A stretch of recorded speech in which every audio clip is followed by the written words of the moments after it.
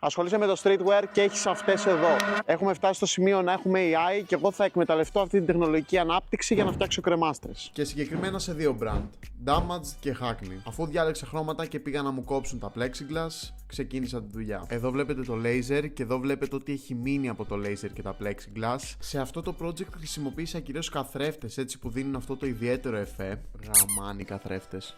Και είπα να δοκιμάσω και αυτό εδώ το χρώμα το οποίο σκοτώνει, συγκεκριμένα φωσφορίζει στο σκοτάδι και έκανα την κρεμάστρα της Hackney. Συγκεκριμένα ξεκίνησε να φωσφορίζει από όταν το έβαλα μέσα στο μηχάνημα το συγκεκριμένο plexiglass.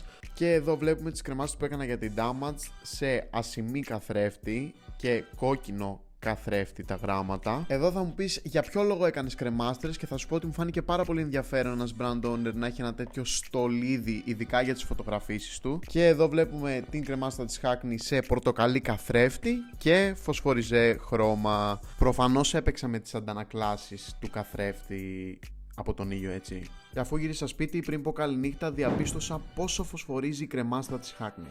Καληνύχτα και κάνε και ένα like.